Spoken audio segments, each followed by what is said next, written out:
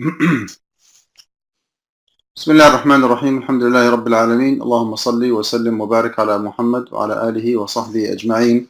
First of all, I would like to welcome all our participants for today.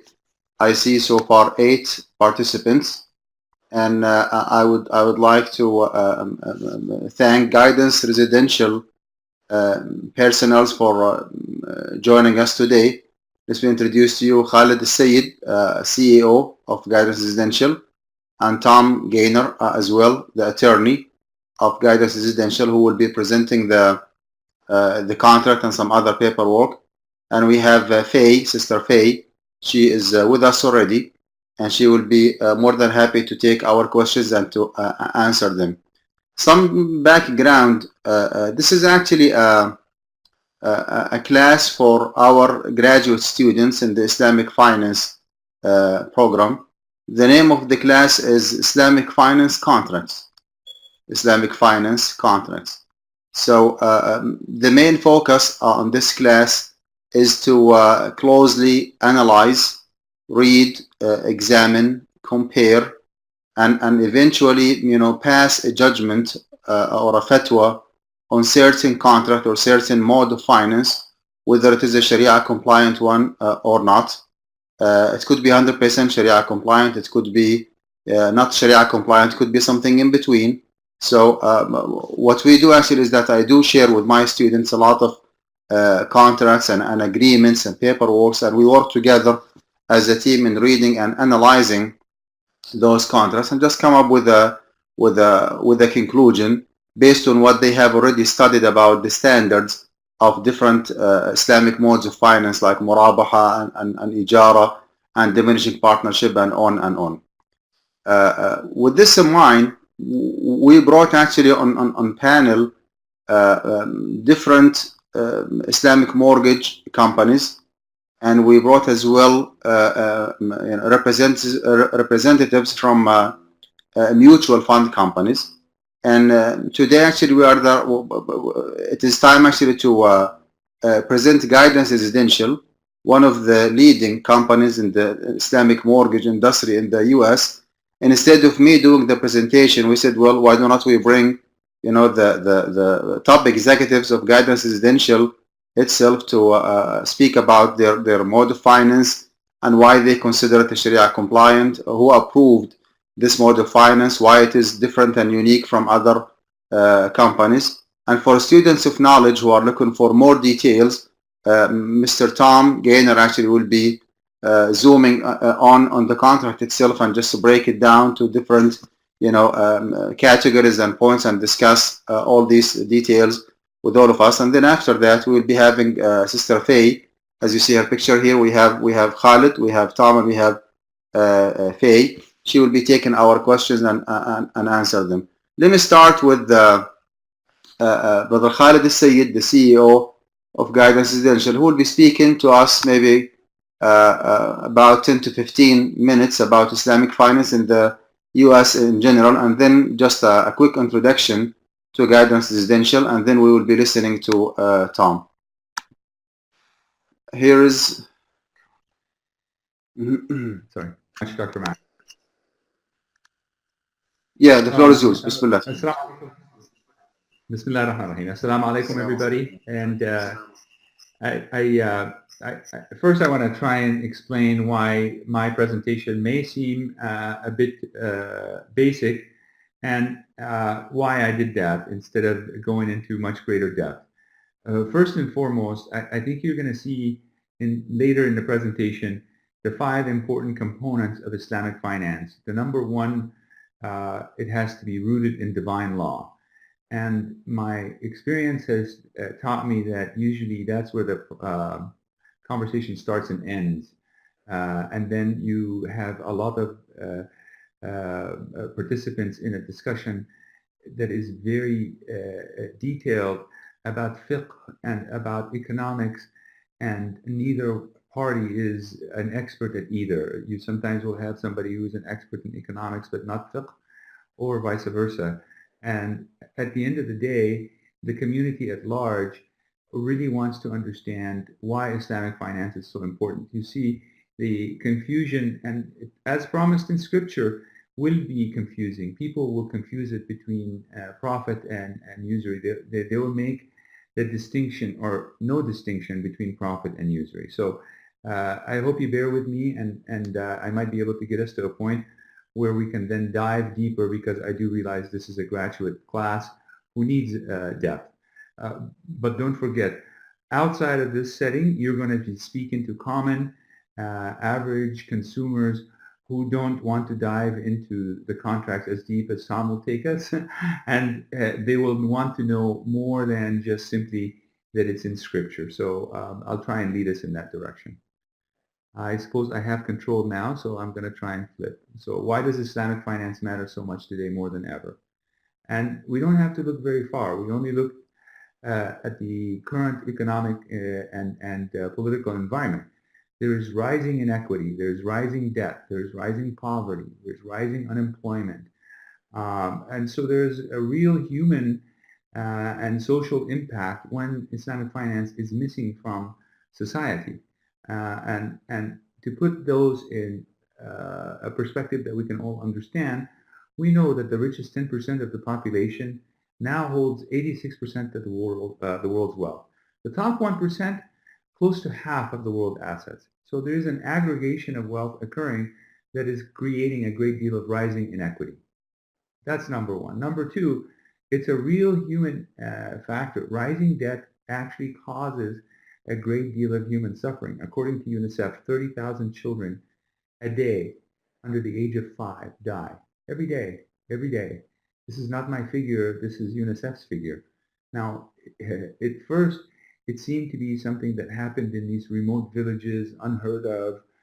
Nobody really paid close attention to it, but it's happening here in the United States. And again, we are American Muslims, and so it's starting to affect us here. Poverty. 13.5% of the U.S. population is living in poverty. 13% of American households are food insecure. That means 13% don't know when their next meal is coming from, or if it's coming at all. That's America, you see. It used to be some distant place, but it's no longer that. Sorry. Unemployment. This is a picture of a real guy in D.C. holding up a sign. He has a PhD. He's finished 3 postdocs. He's published 6 papers, and he's willing to work for food. He doesn't have a job. There's no job to employ him. So all of this education that he's encountered is having him relegated to some service industry. Maybe he can work at McDonald's or drive Uber. But certainly there's a real human impact on society because of this missing component that we call Islamic finance. I can get into why it's called Islamic finance, but we don't have that kind of time. This was a presentation prepared for Yale graduate students. You've reduced it from 52 slides to about 30 slides. So we have to touch base on some of these things rather quickly. So why do we have rising inequity, rising debt, rising poverty, and rising unemployment? And first, you have to get to the root of the problem. The root cause of this problem is the actual modern financial system, which is built in a fashion to protect itself, right? If you've created a scheme that works for you and it benefits you, then you have to have a system that protects it so that it goes on from day to day, month to month, year to year. And that system is in place today. The monetary system is the number one cause, right? Fractional reserve method, I'll describe it briefly. The utilization of a fractional reserve method actually promotes this kind of instability. A value-neutral economic philosophy. What that means is whether you produce alcohol or any kind of socially unbeneficial product, it doesn't matter. As long as you make a profit, whether it harms society or doesn't harm society, it's value neutral. It doesn't care. And then, of course, it's a debt-based economy. Without debt, the economy actually doesn't function. You must constantly go and borrow money to keep the system going. And then, of course, it's interest-based system, and we'll talk a little bit more about that. So the process in place includes lobbying, speculation, deregulation, and exploitation. And I'll show you a diagram of how that works because, 4 bullet points, it's nice, but to actually see how this is a circular system, that this can go round and round and round, you'll need to see that. And I'll show you that in a little bit. And then, of course, the result is what we described: inequity, poverty, debt, unemployment, socio-economic unrest, lack of social coherence, economic and political instability.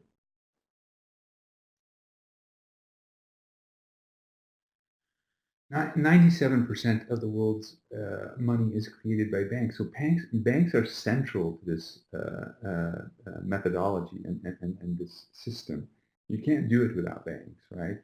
And if I may pause for a second here, this is one of the things that actually really insults me as an American Muslim. When I'm generally speaking dealing with banks, I do deal with banks, and it's not like I'm against banks. It's just that their approach to what our needs are is very rudimentary. It's almost like saying you Muslims need a special place to play in, a special playground. You like things your way, so let's just pretend that all of these things I described earlier don't actually occur. Leave them alone, and let's create a playground for you that satisfies you. Of course, this is a farce. This is not actually changing anything. Perhaps it leads us to feel some false sense of security, but it doesn't change anything. It's not really it's not really a solution. And people vote with their pocketbook until we start insisting on doing things the way that comply with our faith, that benefit society. Islam didn't come just for Muslims. Islam came for all of societies. And I'm not trying to change all of societies. I'm just trying to say, let's use our pocketbook to vote for something legitimate, not this playground that they create for us, which is such a condescending way to say, here, this is what's important to you here, play here. Don't worry about what I do somewhere else. I don't have time to go into this, but this is an incredible way of creating money, something from nothing, and whitewashing it, just putting it in the system. It takes a few steps, right? I mean, the more complicated and the more complex a method is, the more you have to have stages, and those stages are complex in their own. But essentially, money is created out of thin air, and it's created into a bond, which is a debt. It's sold in the secondary, and before you know it, the money that you use is money that was borrowed, first printed, then borrowed by you and put into the system, and you as a taxpayer owe the principal and interest back to those who printed it. It's nothing more than paper that was printed, and all of a sudden you find that some percentage of your labor, let's just say that, right? Tom's labor could be higher than my labor cost, right? His hourly rate may be different than my hourly rate, different than your hourly rate. But no matter what, Tom owes this system a piece of his future income and current income. So do I, and so do you. And the method here is designed so that all of that goes smoothly without any of us really feeling what happened. I don't have time to get into it, but I just wanted to kind of give you a depiction of how it works and the number of stages it goes through in order to normalize it. The fractional reserve is one of the key elements of this. And again, you need banks to do this. And I'll go through this rather quickly. $1,000 deposited in a bank. The bank knows you don't need all $1,000. There's a float. There's a percentage that you're going to use to circulate. You're going to use to pay your bills, electric, car payment. And then there's a section, there's a percentage of that that's just going to stay in the bank. It's not going anywhere. They take that, and of course, again, over time, they know exactly what the method is, right? So $1,000 deposit. The very first depiction is $1,000 going into a bank, the bank reserving $100, taking $900, putting it in the system. At this point, there's actually $1,900 in the system and only $100 in the bank. So that $1,000 is now really been inflated once. Now everybody that has taken the $900, for whatever reasons, to buy a car, to open a restaurant, to open a business, uses that $900 first to deposit it back into a bank. It may even be the same bank. So that $900 in step 2 goes back into the bank. 10% reserve of that is $90, and then they take $810 and loan that out, right? It's debt that goes out into the system. Now at this point, that same $1,000 we started with is now $2,700 in the system and $190 in reserve.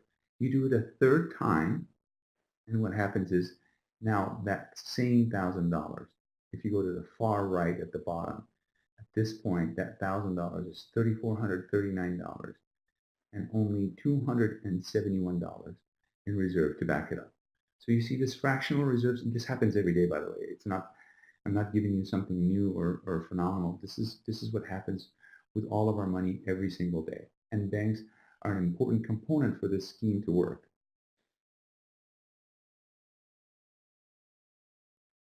And at the end, what happens is a system that's designed so that 90% of us pay 10% of our money. It goes to the top 10% of the population. So 90% of us pay 10%. That 10% does not produce any product or service that is beneficial to society in any way. It's just that they take a portion of your income on a regular basis, and that's the system. That's how it works. And that's usury, and that's riba, and that's how the system kind of keeps going. Now, again, at this point, you must now realize that what's happening is a method of creating something from nothing. And I always like to pause at that moment, because when you are creating something from nothing, it's a direct transgression against Allah subhanahu wa ta'ala. You are, without saying the words that I'm going to say, without that, what you're doing is, with your action, you are saying, I too am a God on earth. I too can create something from nothing. You, God, Allah subhanahu wa ta'ala, astaghfirullah, you are creating something from nothing, so am I. I'm creating wealth without introducing any products and services. I can live for the rest of my life without doing anything and create an enormous amount of wealth for myself. So this is one of the big reasons why it's forbidden. It's a direct transgression against God. I'll skip this one because I'm running out of time, but this is, a picture is always worth 1,000 words, and you may or may not have seen this, but the real economy is down in that little circle, $63 trillion. That's what's really, that's the real economy, right? And then the inflated economy, based on what some of the concepts I've just described, is $955 trillion. So I want you to think about that for just 1 minute. How can I possibly owe you more gold than there is gold in the world? If there's only, just let's pretend each one of those numbers is a bar of gold. If you're telling me there's 63 bars of gold in the world, how on God's green earth can I owe you 955 bars of gold? There isn't enough bars of gold in the world to give you that money back. I don't, it's not physically possible. So you see, it's a scheme. It's just a method of transferring wealth. I described what the process looks like in 3 or 4 different terms, but when you see it on paper, when you see it in the diagram, when you see kind of how it works, it kind of seems sinister, right? So Wall Street lobbies Congress. These are powerful lobbying groups, and they go to Congress, and what they want is deregulation. I don't want you to pay close attention to what I'm doing. I want less regulation. I want weaker policies. I want weaker credit policies. So Wall Street does that. And then, of course, they benefit from it, and then they put that money into the system through banks, right? And banks also deregulate. They are lobbying Congress as well. They want deregulation. They want looser standards so that you don't pay close attention to what they're doing. Between those 2 lobbying efforts and congressional laws that pass, the money is pumped into the system, and the consumer then is a bit exposed because of this. Nobody's watching for them, and they use that money to buy homes, build businesses. Now, at the end of the day, if you can imagine, of course, somebody loses. There's something inherently wrong with this system. So it's a lot like playing musical chairs. When the music stops, not everybody has a chair. And we are told that essentially that is the way it is. This gentleman or this company or this entity, they just weren't smart enough. They didn't know what they were doing. There was bad management. But I can assure you that the system itself is built on a boom and bust cycle. There's no. This is why every few years there's a bust, right? So you have the. I'm sorry, somebody. Yeah, sorry, there was a little bit of distortion. But when you go back in history, it always there's a bubble and then it blows, and then there's another bubble and it blows. We've seen in the 20s, a crash, a Wall Street crash, and then there was a dot-com crash, and then there was a housing crash, and there's going to be another crash because the system itself is designed to do that. The music stops and somebody doesn't have a chair, and then it starts all over again. So I have a few favorite quotes, and one of the reasons I use, American tycoons and American businessmen that have understood how this works is because I want to make sure that the people that are hearing me, are not thinking that Muslims are coming up with some weird, unique thing. This has always been the case. So Henry Ford's quote here is, "It is well enough that the people of the nation do not understand our banking system and monetary system. For if they actually did, he imagined that there would be a revolution tomorrow." It's not designed, I mean, you don't learn this stuff in school. You don't go to school and they say, oh, here's how it works. And then you get to vote on changing it. They don't want you to know these things. It's much better go along. Sorry for the interruption, Brother Khalid. Do you think that we might be able to finish within the next few minutes? Yes, I think I'll finish with one last slide. And the last slide is essentially that, again, not very unique to monotheistic faiths and endorsement of other faith leaders that support the principles of Islamic finance. And I'll skip the description of interest because for the sake of time, I want to get to this and then I want to turn it over to Tom. 5 inherent principles must be present in Islamic finance. It has to be rooted in divine law. It promotes economic justice, promotes circulation of wealth, and then, of course, the last 2 things that Tom is going to cover thoroughly are they have to be commoditized, and there has to be an element of risk sharing. Again, I could talk forever, but I'm not going to do that. And now, Tom, I'm going to turn it over to you so that we can get to the heart of the matter. نعم جزاك الله خير Brother Khalid. Thank you so much. You're very welcome. Thank you. Yeah, that's a very informative presentation. Thank you.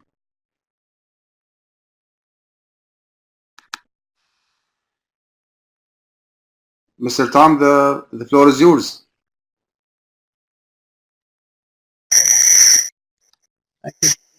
Great pleasure for me to be spending the next hour or so, hour and a half with all of you. I'm very happy that I'm given this opportunity to address the graduate students at Guidance College on the Islamic Finance Contracts course.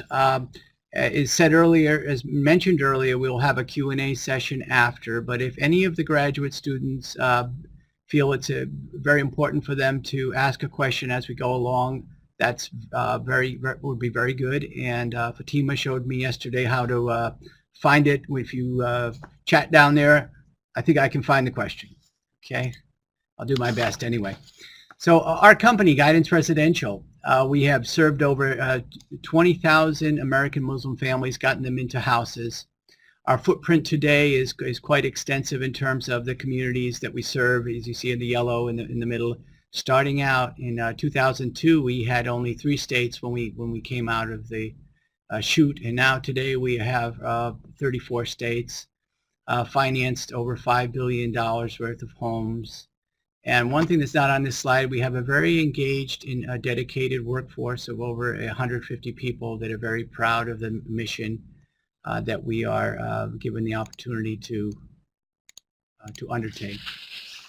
As far as the guidance difference is concerned, we are the only pure play, and what's meant by that is we are not controlled by a bank. We do not have as a bank as a subsidiary.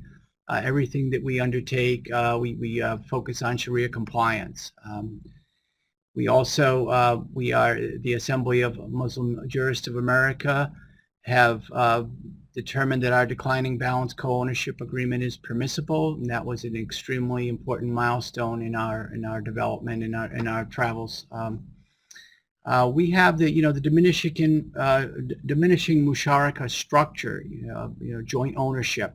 That's a uniqueness. The banks are actually not approved to offer such a structure. So it makes us unique in terms of where we are the only ones that can offer such a product, such a structure, or the only ones that do offer such a structure and such a product. We have a leading international Sharia board, which, forgive me if I go the wrong way. I'm going to get this eventually. So the independent Sharia board, Justice Muhammad Taqi Usmani is the chair of the board. I'm not going to read all of the renowned scholars' names for you. The scholar that I generally have most of my interaction with is Sheikh Yusuf Talal Di Lorenzo, as he is the United States resident scholar. Sheikh Di Lorenzo comes in and spends time performing reviews of the contracts and of our operations, and I walk him through those processes along with other colleagues. As far as new products, he's involved, and as far as any unique applications of facts as it applies to our contract, a lot of situations, unique situations where we're trying to help people get into homes. Okay, I did it again, didn't I? Oh boy. Okay, this is the chart that Cal just showed us. As far as the fourth block down there is dealing with Islamic financial transactions are backed by real assets, and thereby contribute to the real economy. So real assets, when we go through the contracts, I'll just point out, here it is real assets. Here it is real assets. Joint ownership of a real asset, of a home, and not a secured debt. Okay, not enough just to have a real asset. You need to have the element of risk sharing that needs to be real. And as we go through, I will also point out the provisions of the contract. I mean, it will be relatively self-evident, but I'll just do that because it's just to reinforce things. Okay, the economic justice, I think, is almost like an overriding principle. We're going to see that in our contract as well. Okay, so I want to first I want to go through with you our fatwa and point out some important things about the declining balance co-ownership program, and how the scholars looked at it, and really what the Islamic contract is all about. So the fatwa itself, and I hope everybody can see it okay, but the board examined the documents of the declining balance co-ownership program, inclusive of the co-ownership agreement, the security instrument, the consumer's obligation to pay, and the assignment agreements. Now, these are the documents that constitute, along with another co-ownership commitment agreement, these constitute the Islamic contracts. Since this is an Islamic contract course, we're going to focus on those contracts, of course, and these are the ones that the scholars focused on as well. They focused on everything in its totality, but these were deemed to be the Islamic contracts. Now, the purpose for which these documents and were reviewed by the scholars, I think, is important as well. Number one is to assist Muslims and others residing in the United States to acquire their homes in compliance with Sharia. Well, that's our mission, right? So that's of course that's a reason. To enjoy the tax benefits accorded the federal government to homeowners. Now that's important because we were really trying to make sure that in developing our contracts, in developing our program, that there was no penalty for a consumer to want to do the right thing and to get into a Sharia compliant home. So that's kind of, I consider that the no penalty provision. Also, and for the investors to securitize their ownership interests in the homes. This is an important element.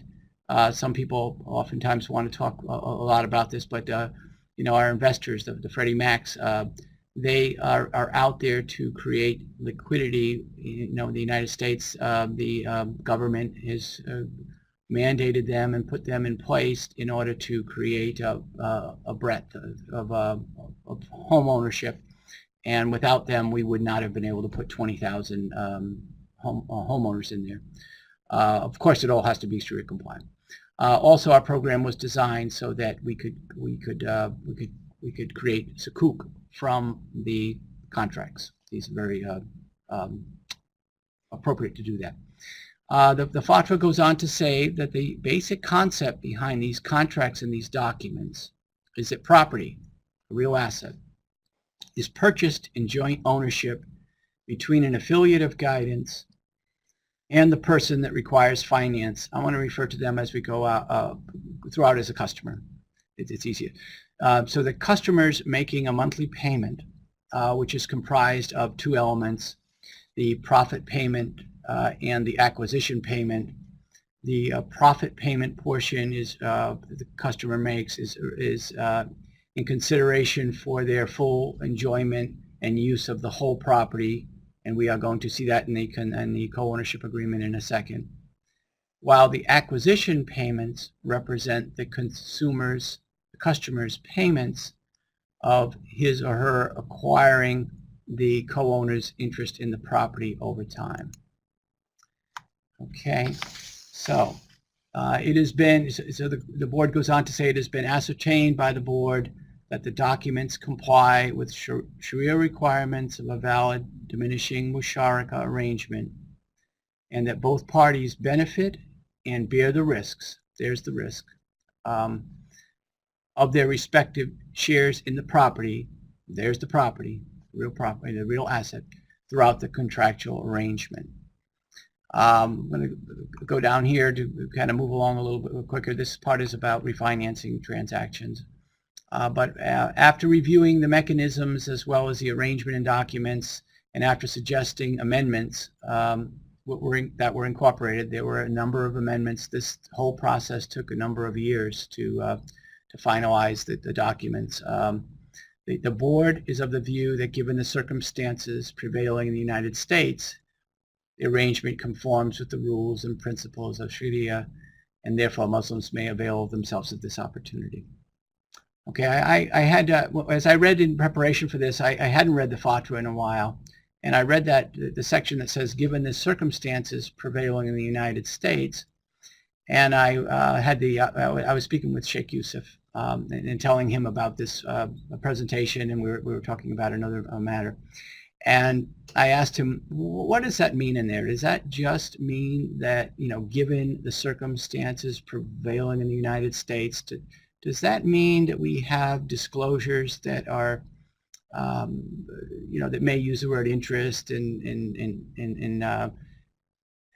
is that what that's all about, that we're required under the law of the land to issue those type of disclosures? And he said, well, that's a part of it. But he said, really, as I recall, that really is intended to really acknowledge that in order to achieve the purposes on the first page of the fatwa, that the diminishing musharaka was the preferred method in terms of the securitization and the taxation and the putting the people in homes, I guess all the models to that. But and so I thought that was, that these that just sort of I thought was an interesting comment, because it wasn't something that I really remembered as to the thought process going in their heads, and putting that piece in there. I was a little bit wondering why it was in there.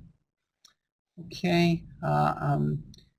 I'm going to go into the first document. It's called a co-ownership commitment agreement. And this agreement, while it's not explicitly mentioned in the fatwa, it's considered one of the agreements that is together with the co-ownership agreement and the security instrument and the obligation to pay and the assignment agreements. This is part of the Islamic contracts. And while I would just like to say that these documents, I've always considered them, and the company has always considered them proprietary. So but due to our our great respect in our relationship with Guidance College, I wanted to share as much as I felt comfortable with, in the spirit of learning and this spirit of cooperation and doing the right thing. In some instances, I'm going to discuss provisions as it relates to our contracts, but here we have the co-ownership commitment agreement, and we're not going to read this line by line, but I'm just going to kind of tell you that it starts out by saying Guidance Residential, the financier, is pleased to inform you of your participation has been approved in the co-ownership program. Your participation has been approved, and it goes on to say the commitment provides the terms and conditions of approval and serves as a written document reflecting Guidance's agreement to advance funds. What happened? Did somebody go ahead on me? Okay, never mind. To advance, if I put my cursor on here, does everybody see it better? Will it work that way? Or no? No, okay. All right. So the commitment provides the terms and conditions of approval and serves as a written document reflecting financier, that's Guidance's, agreement to advance funds to the co-owner to facilitate your acquisition in the property from the seller. Well, I want to tell you what that's all about here. To have a co-ownership agreement, you need a co-owner. You need more than one party, right? So you need at least one other co-owner. And as we developed this program, in theory, Guidance Residential could serve as co-owner for the 20,000 families and homes that we put people that we put in the homes. However, the lawyers and I think even some of the business people as well, since we were dealing with a real asset and not a debt situation, a real physical asset, and ownership of a physical asset, there was concern that if there was a common co-owner that was serving as co-owner for, we'll just do a simple example for two properties. So say Mr. Adnan has a property and Ms. Sadia has a property, and their co-owner is the same party. If something were to happen to that property and Mr. Adnan and that co-owner had an issue, could that somehow bleed down to Ms. Sadia's property? So what we wanted to do is make sure, and it's all been based, to make sure the customer's safe and the product works well. 2002, we are doing something very new. We are doing something very unique. And the structure that we undertook and that we continue to today is we have a separate co-owner interest for each consumer's property so that they are safe in terms of nothing that happens to anybody else, whether it's another homeowner, another co-owner, or Guidance, that their property is going to be safe and there's nothing will bleed over. So it's about, for separate liability insulation, you are going to see it when we go into the co-ownership agreement. You're going to see that there's a numbered LLC, and you're going to understand why that exists now. Another thing, as far as this being a real asset, this is why the structure existed with the insulation in the LLC, is that the banks again are not approved to do this structure.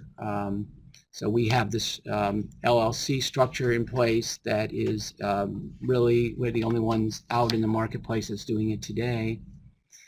When you look down in the definition section, hopefully if we keep doing it right, we'll be the only ones that will be doing it today. So that's a good thing.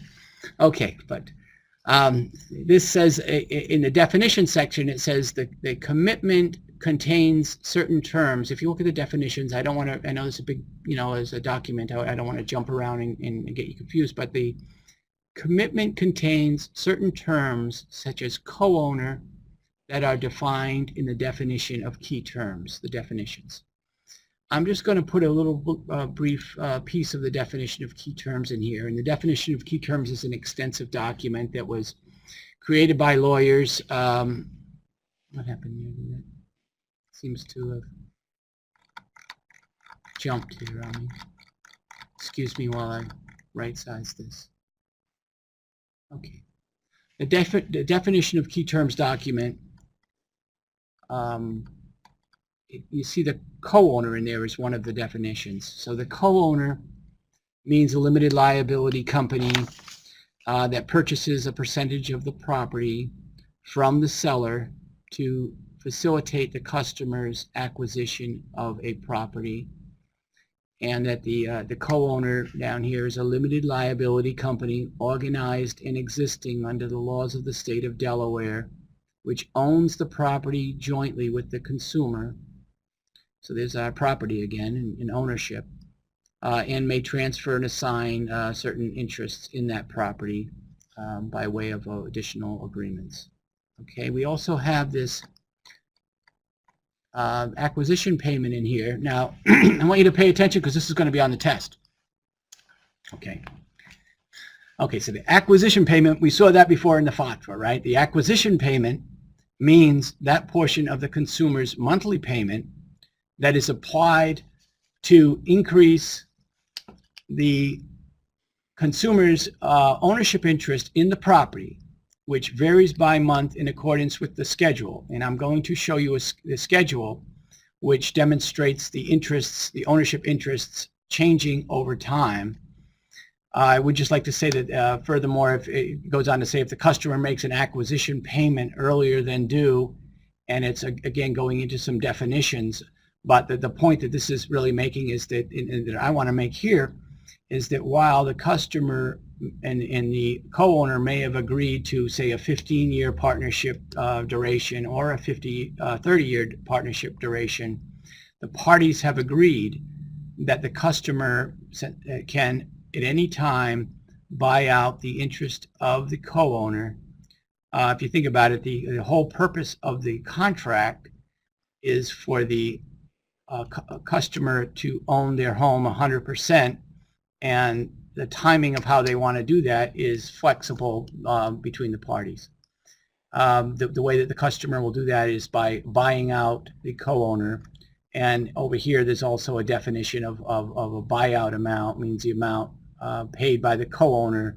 And again, I'm sorry if these are defined terms. And part of the problem is jumping back and forth with between the contracts and the defined terms. But what this means again is that there's an amount stated that the co-owner is representing that at any point in time you will be able to buy out my interest, and I'll tell you what my interest is, and I'll tell you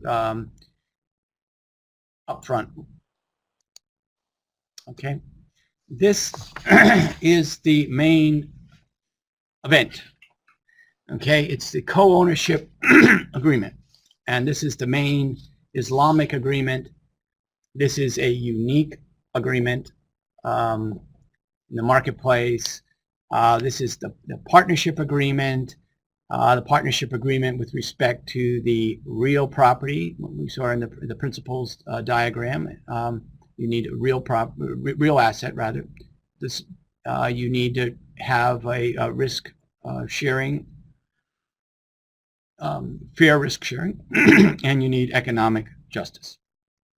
Okay, so in this co-ownership agreement, this is a sample, of course, but it's showing that the does are the customers, and this 2004 LLC is the co-owner. We know why that's there now, right? So that's all good. And then it goes on to say the co-ownership agreement contains certain terms in the definition of key terms. Yes, we know that. For instance, some of those terms are co-owner, monthly payment, monthly payment is the profit payment and the acquisition payment. And the co-owner's assignee, and we'll see that in the assignment agreement. I'll explain to you what that means. But let's just look down here in this witness section, and it says, whereas, and we're starting to get to the meat, okay? In consideration expressed in this agreement and pursuant to the terms of the co-ownership commitment agreement, the one that we just saw, this co-ownership agreement and the security instrument, the parties have agreed to become associated with each other as co-owners agreeing to purchase the property. And that particular property is on attachment A, and it will set the legal. But okay, we're going to become partners. We're going to become co-owners and purchase the property. The second provision talks about there's a residential contract for sale, and the residential here at St. George, Washington. I guess it's a very old house if they're buying from George Washington, but anyway. In here it's saying that what it states is that the customer will serve as a nominee for the parties to the co-ownership agreement to buy the property. So we're buying it together. You're agreeing, customer, which it's already, you've agreed in the co-ownership commitment agreement, you're going to go out and buy the property as nominee for both of us. We're going to buy the property together.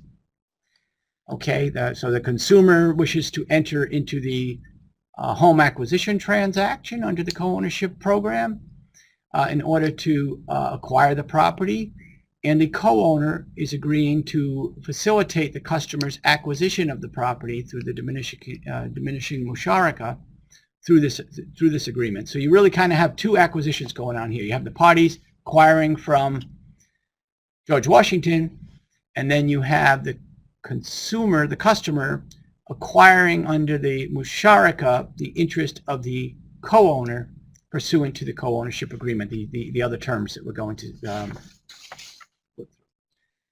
Okay, so co-ownership.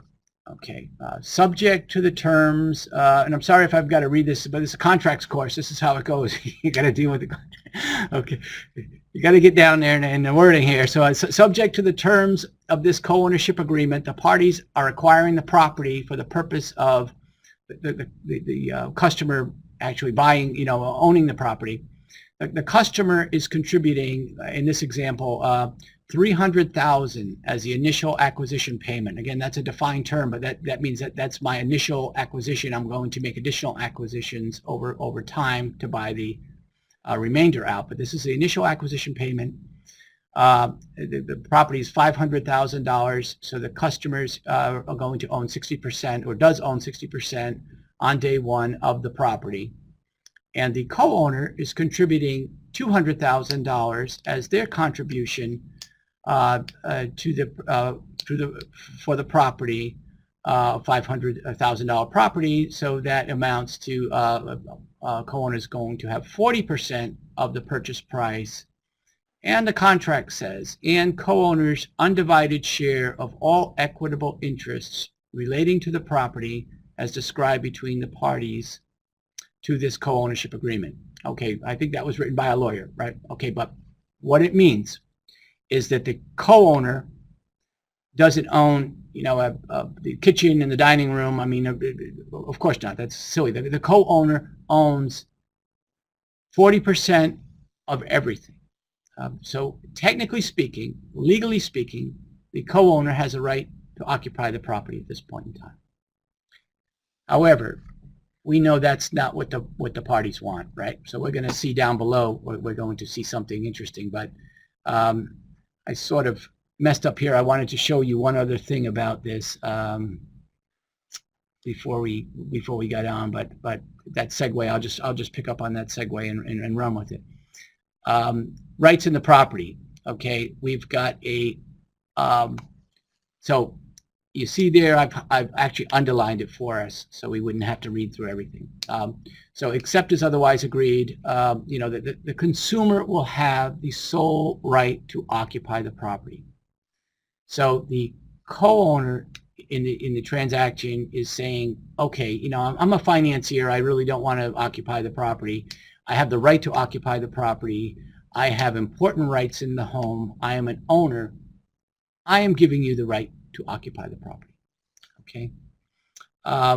This also says down here in terms of the rights in the property in the last sentence, consumer shall have the ability to purchase the rights of the co-owner at any time at the buyout amount pursuant and subject to the co-ownership agreement.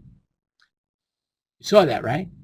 I told you that they had the right to buy out at any time, and we even looked at the definition of key terms that told us that the buyout amount, you can work that back to determine what the actual buyout amount is. Okay, very important provision coming up. I am an owner in the property.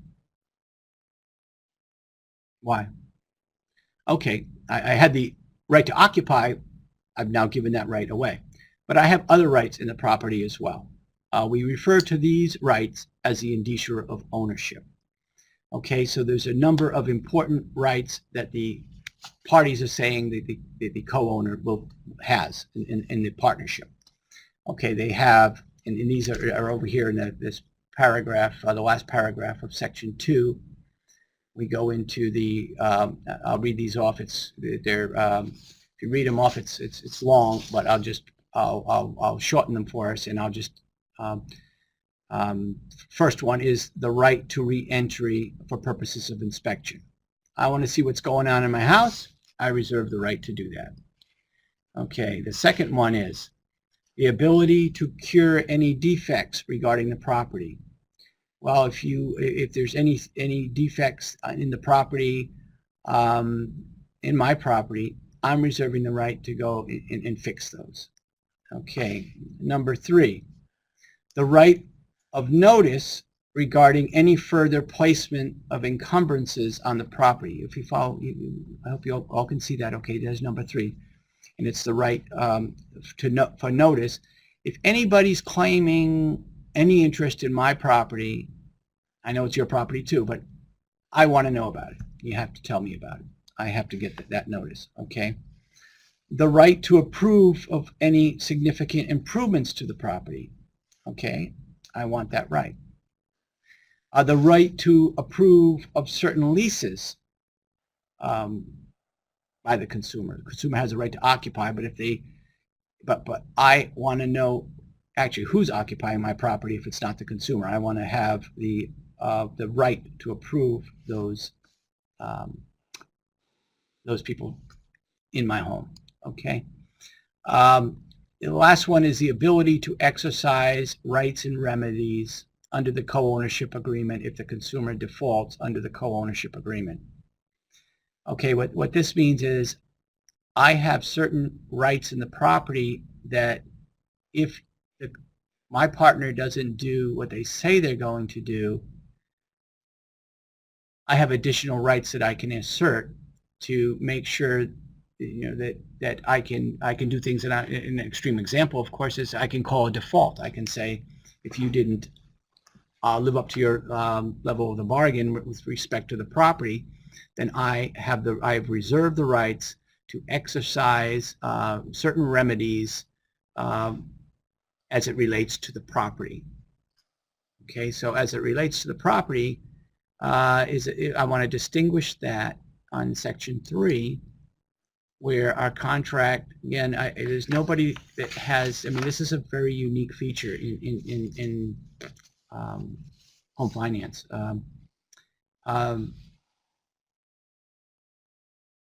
This non-recourse feature.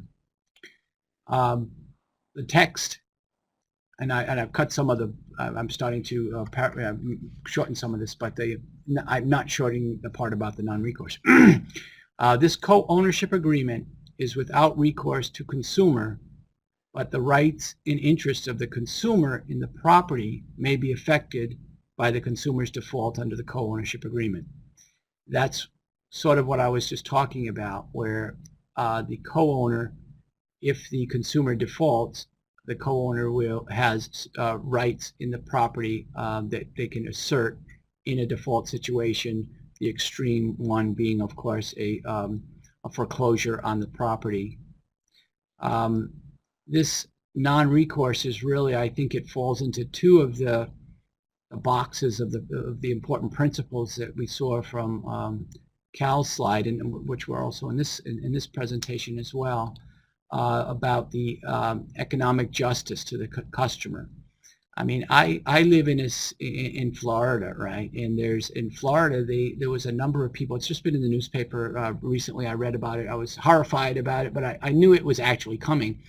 In Florida, there was a recourse. The banks had recourse against the customers. That's customary, and in that state. And what happened was they got a deficiency judgment against people during the credit crisis.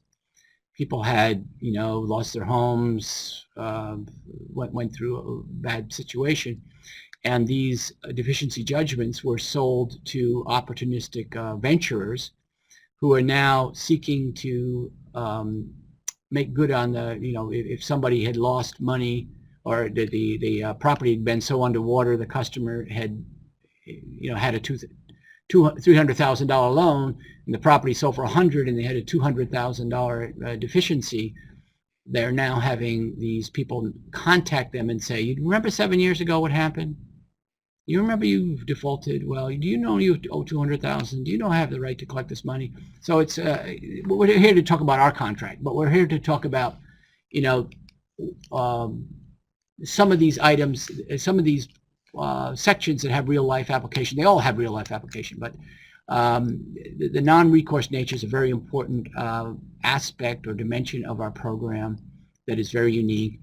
It also fits into the risk, the risk shifting or the risk sharing or the risk allocation aspects of it, because when you during the foreclosure process and during other situations where the house may be taken, this non-recourse provision also has application to risk side, where, guidance is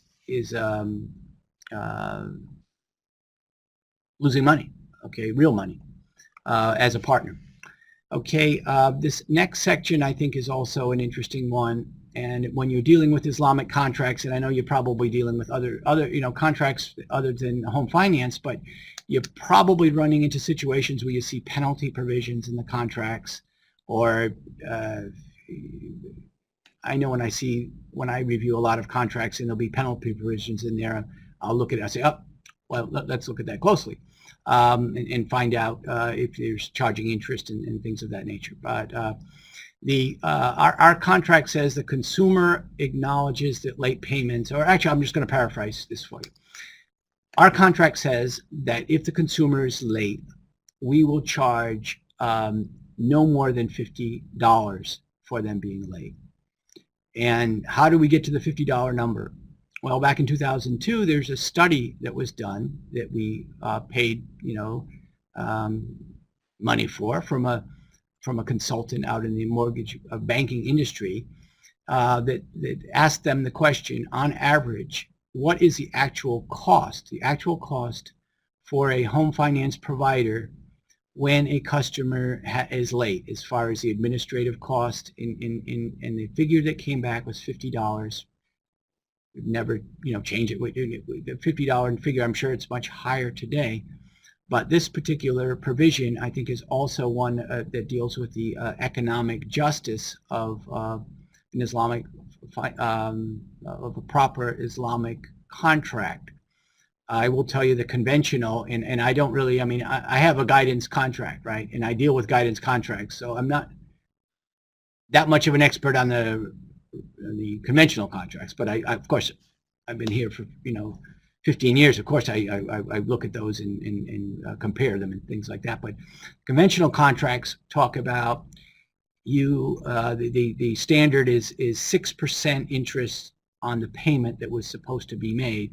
Now, that payment that was supposed to be made that's been late also already has interest in it. So now it's interest on interest. And then if you don't pay the next month, it's going to be the next month with interest, plus the last month with interest, and then interest on the interest. So we know that that's bad. So but we're here to look at our contract and understand how we can prepare appropriate contracts, good contracts, better contracts for the future with all of us, working in this industry together. But Section 4, change in the ownership position.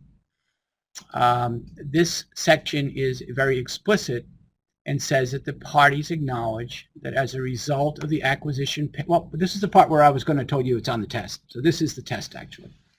So the parties are acknowledging that as a result of the acquisition payment portion of the monthly payment made by the consumer under the co-ownership agreement, is that going to make the consumer's ownership interest increase or decrease?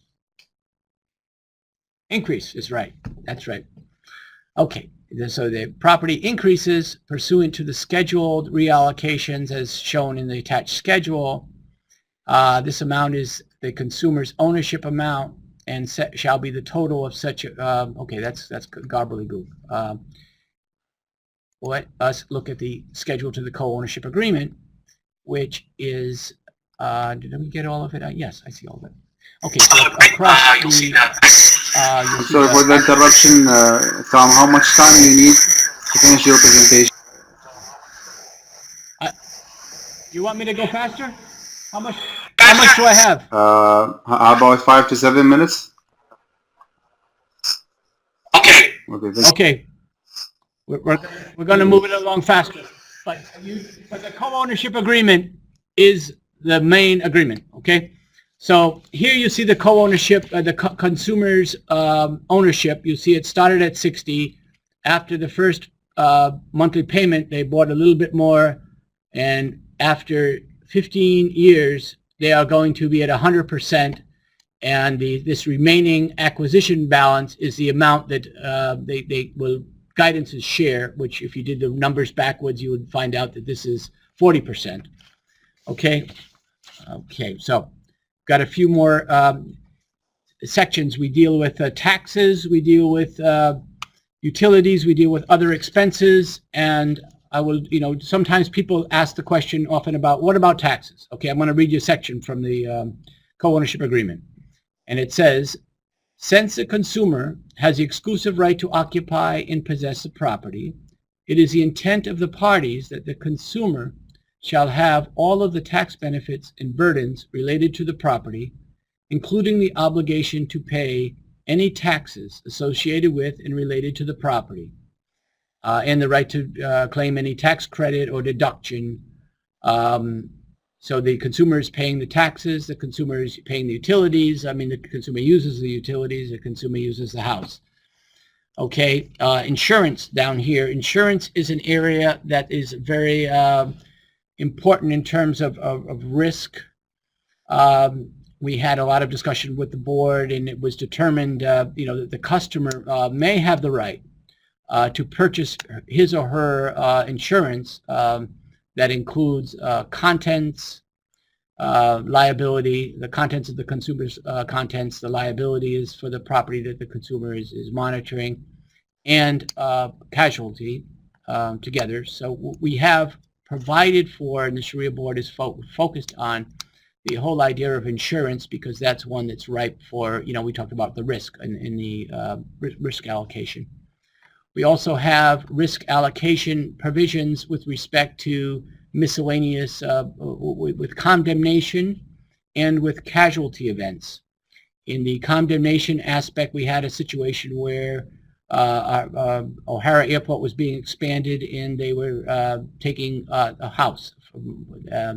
How did that proceeds get allocated? We looked at the schedule. We determined what portion was the customer, what portion was guidance, and that's how the proceeds were allocated. Similarly, on a casualty situation, the insurance will generally repair or rebuild. If there is insufficient insurance to repair or rebuild, if it's a total destruction, then the parties will split the insurance in accordance with their percentage their percentage ownership, and we'll look at the schedule again. And guidance will share in the loss. Guidance shares in the loss in the miscellaneous proceeds. In the O'Hara, we actually made, the customer made profit. So we have risk sharing, risk allocations. We have ownership. We've seen in the co-ownership agreement. I'm going to draw your attention to the mortgage, and I think I'm have to go even faster now. What this mortgage does, this is a security instrument referred to in the fatwa, and the security instrument actually secures, the property shall serve as security for the consumer's obligation under the co-ownership agreement. So you can't, in the legal world, you need to have a security instrument that gets recorded in the public records to put parties on notice. This has to be in this format that says, I want you all to know that this property serves as collateral for obligations under the co-ownership agreement, and also this is an agreement that's required for the securitization. The contents of this agreement, it restates in large part the provisions of the co-ownership agreement. Again, remember, the co-ownership agreement is a key agreement. Obligation to pay, this springs from the co-ownership agreement, and it's a byproduct of the co-ownership agreement. It's procedural in nature, but it is part of the Islamic contract, and it's more of the why, where do you pay, when do you pay, how much do you pay. So we see the net monthly payment down here, and it's an agreement that the marketplace is actually looking for. Important document is this assignment agreement, because anytime the interests go from the LLC to guidance to Freddie Mac, what are they transferring? They're transferring an interest in property. And what you'll see down here is it's saying, in this particular transfer from the LLC to guidance, I am transferring, and it's quite intricate, but it's the indicia of ownership is stated in here. The ownership is going, not just the ability to receive payments. Now, is that it? We're done? That's the Islamic contract? It's all over? That's how we do home financing in the United States? Answer is absolutely not. Okay, our contract is a big, thick file. It's full of disclosures. It's full of required disclosures. It's full of disclosures that we actually create because we want customers to, that are consistent with the program. But, in justice and responsibility, I think it's important to know that the state has a responsibility to their consumers. And what they've done is they've created an array of required disclosures that are seek to protect the consumer's interest from unscrupulous people out there, or just businesses in general. I want to point you to here as far as this is, the Sharia board is saying that they understand that the state and federal government agencies will mandate and require us under the law of the land to present various disclosures, and these disclosures may actually say interest, they may say loan, they may require calculations of rates to compare from one lender to another, and these have not been approved by the government for modification to reflect Islamic transactions. Now, we did try, but they just say, hey, if I can't have protect my people if I'm changing the documents and changing the required disclosures. These disclosures do not constitute the Islamic contract to which a consumer is committing. So you have the Islamic contract. What is that? Yeah, it's a co-ownership commitment agreement. It's a co-ownership agreement. It's the consumer's obligation to pay, the security instrument, and the assignments. What is this other stuff? This is not part of the Islamic contract. Therefore, the Sharia board does not object to the company providing such disclosures to the customer.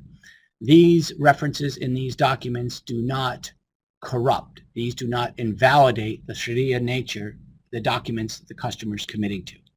So we have a Consumer Financial Protection Bureau, a government bureau, federal government, that monitors us. We have 34 states that monitor us. When we started out this program, we were sitting around the table saying, maybe we don't need to be licensed because we don't create loans. We don't need to be a mortgage bank. And the lawyer said, they said, there's something called the law of the land that you just told me about, and if you don't get licensed, you're going to be in trouble. You're going to be getting thrown in, you'll be against the law. So needless to say, licensed in 34 states. We saw that earlier, kind of bringing it full circle to try to wrap up. What do we have to have in this contract? We have to have the social justice. We have to have the real asset. That real asset needs to transfer if there's going to be parties that are going to own it sequentially. And we have to have the risk sharing that to a point that everything together in totality works. And we put 20,000 homeowners in their house. Okay, so Q&A time, everybody? Thank you so much, Attorney Tom, for this informative presentation. If you don't mind, I'm going to just mute your microphone. And Sister Faye, welcome to our panel. I just want to make sure that you can see the chat bar. If you just scroll down, you'll see a lot of questions. And I would humbly ask Brother Khalid to turn his camera on and to join us in the panel. Faye, actually, you will be reading the questions and just direct the question to whomever you want. You have myself, you have Tom, and you have Khalid. So the floor is yours. Please go ahead.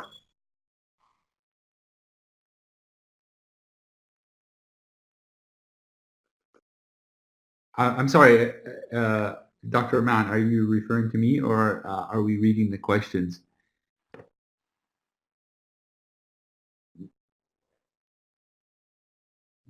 Yeah. I'm referring to you, and I'm asking Sister Faye actually to read the questions or to choose from these. As you see, everybody in the chat bar, we have a lot of questions. So the floor is. Here we go. Yeah, Sister Faye actually is in charge now, so maybe you can just read the question and direct it to whomever you want, either myself or Brother Khalid or Brother Tom. So please go ahead, Faye.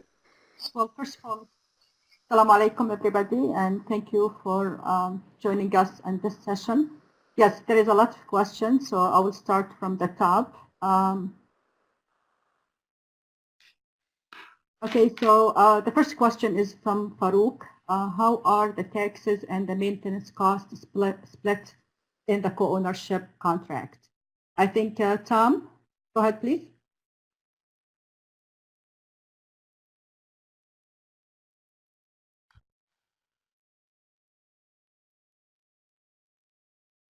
Microphone, Tom. Sorry, we can't hear you. You must be on mute.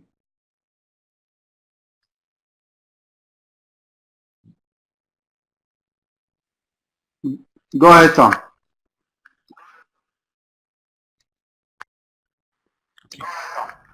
Okay. The question was how the taxes and the maintenance split in the co-ownership contract.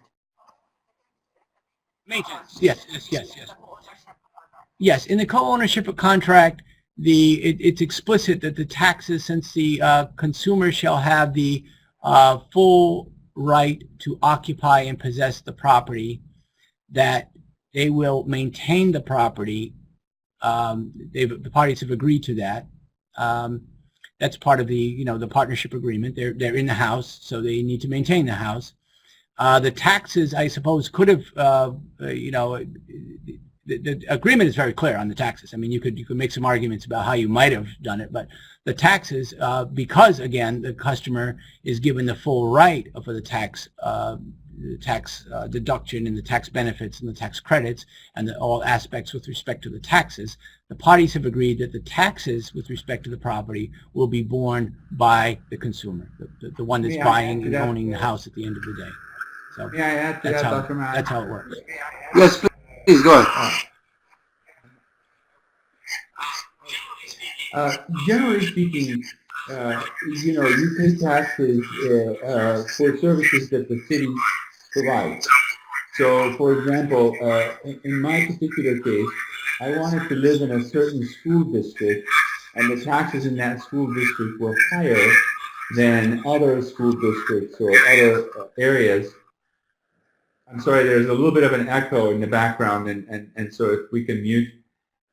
Yeah, thank you so much. I think I'm able to speak a little bit better now. So choosing to live in one zone versus another is a benefit to the consumer. You see, I guidance doesn't benefit in any way, shape, or form from the taxes that I pay. The city provides these services because I want to be in that area and send my kids to that school district. And of course, there are other services, whether that be street maintenance or police department, and we all know that some police departments are a little bit better than others, and so the benefit of both the taxes and the homeowner's insurance are a direct benefit to the consumer who is living at the property. And as Tom mentioned, it is explicitly agreed upon from the beginning that this would be something that the consumer will bear the full cost of, because they benefit fully from the city's services.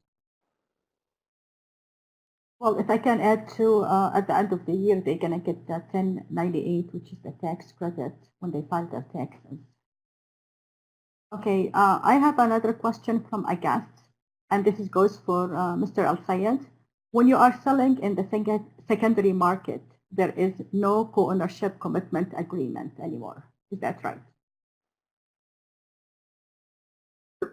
Describe it first. I'm going to try and be quick because it's a rather complicated question you're asking. We can sell in the secondary right because I am selling an ownership into something that I've created as a Sharia compliant. When I sell that, I also demand that the buyer of that uphold all of the terms without changing any of them.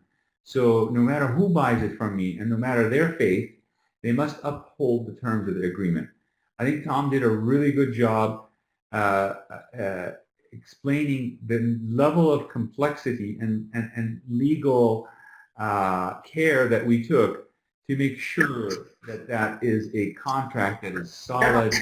It's very different than any other contract, and the actual piece that creates the real ownership, the real partnership, is why banks can't do this program, because banks are only permitted to trade in debt.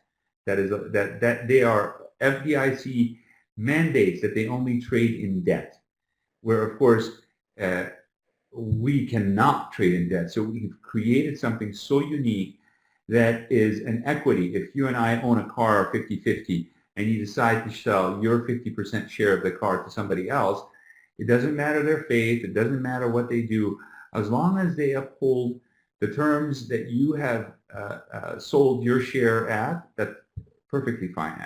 I hope I answered the question, but essentially what I'm trying to say is that we have no problem trading in the secondary because no one can change the terms. In fact, Freddie Mac and Fannie Mae have labeled our product the guidance product.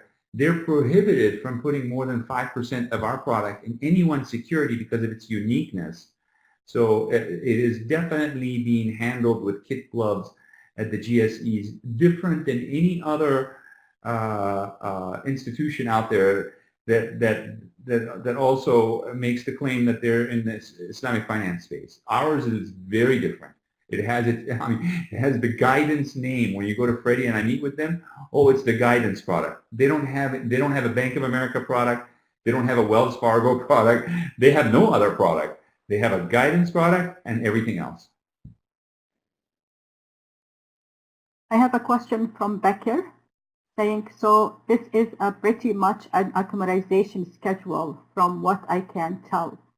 So I think I'm going to take the question to Tom, but I also want Dr. Ma'in to, if he can, speak about, is it going to be, because we have atomization schedule, is it not Sharia, is it Sharia? But let me go to Tom with that, first of all, about the atomization schedule, and then we'll go to Dr. Ma'in, please.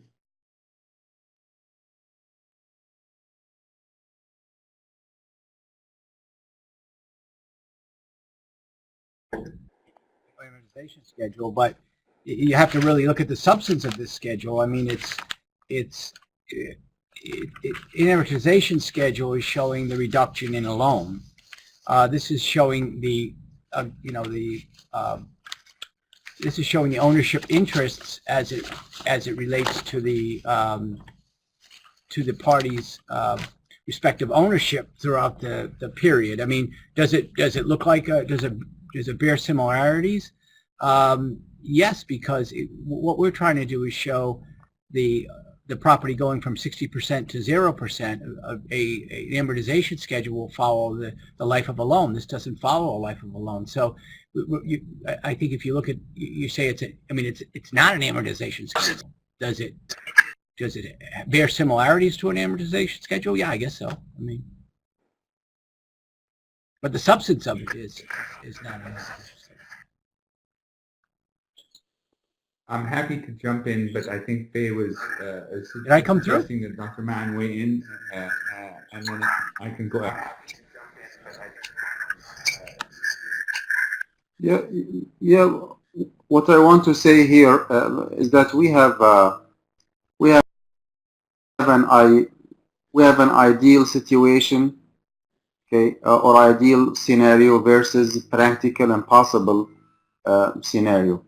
If we want to be 100% ideal, there are some observations, some glitches maybe in the contract here or there that they are not supposed to be here.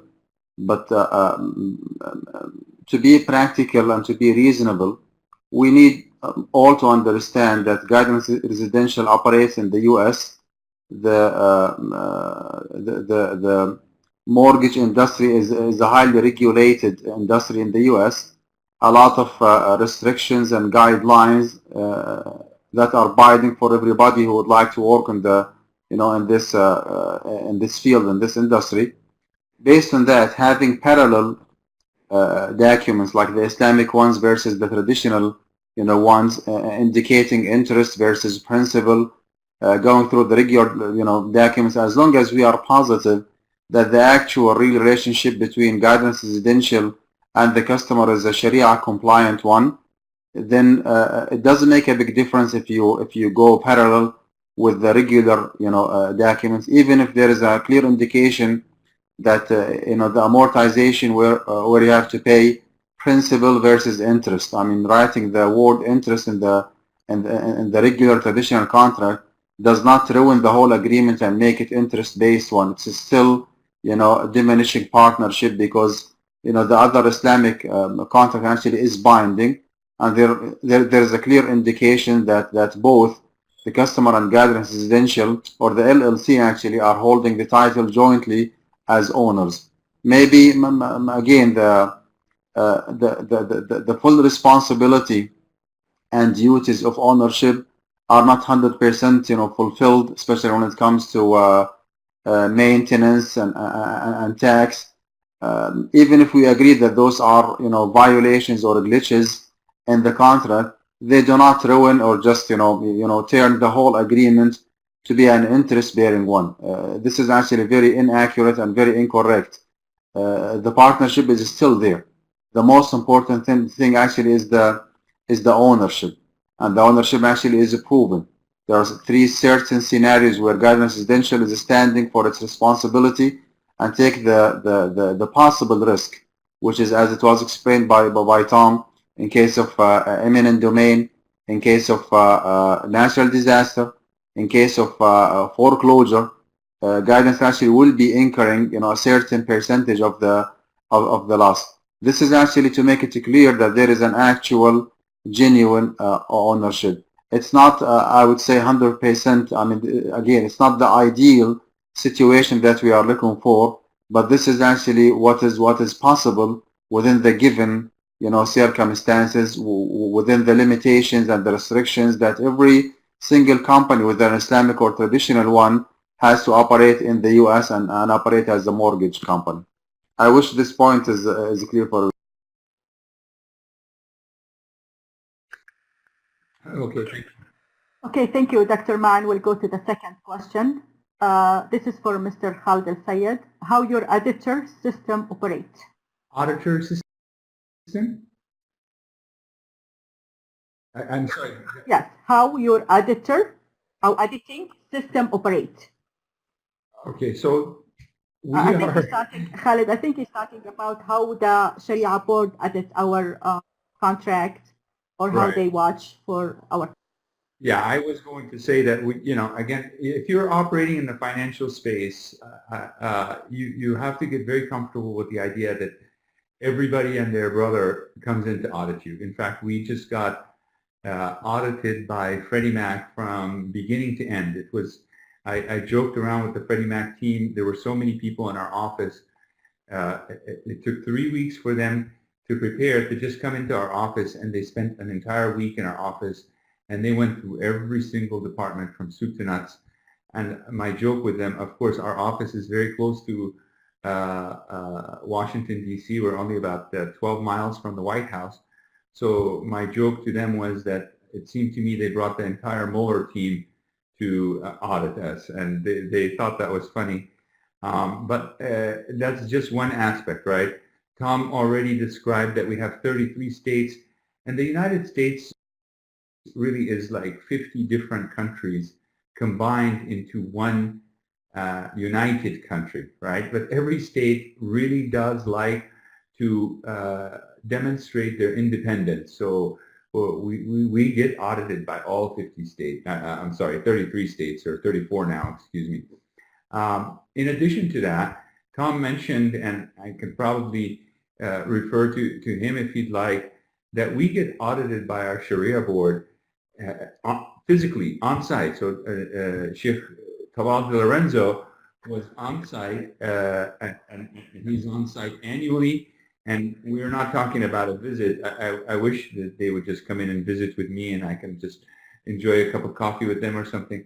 We are pulling files, we are reviewing documents, and we're in a conference room for a good week doing so.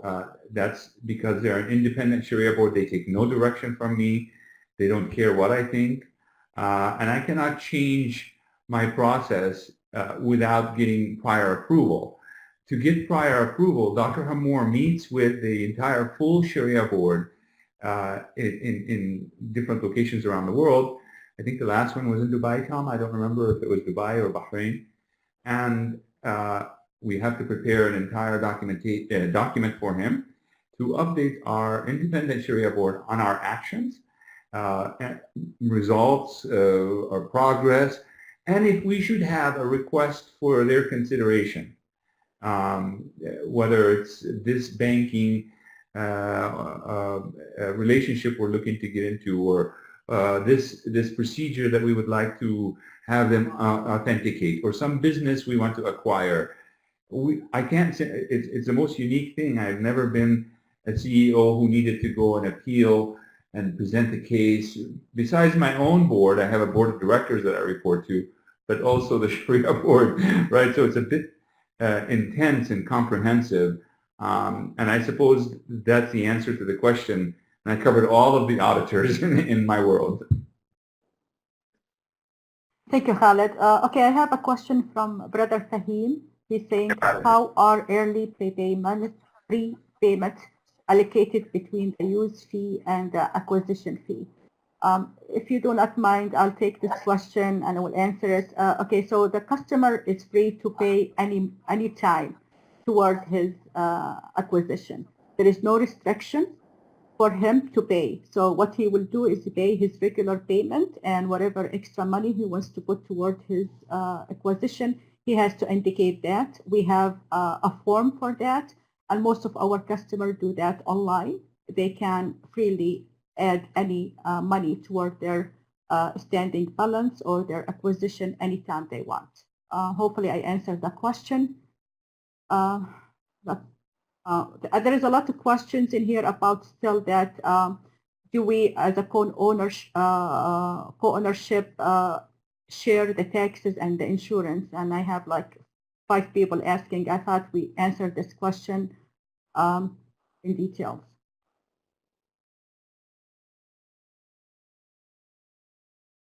Okay, I have a guest asking, U.S. Bank upholds Islamic Sharia contract with customer. Why does not U.S. Bank offer Islamic banking directly to customers than if it is can comply with Islamic Musharaka?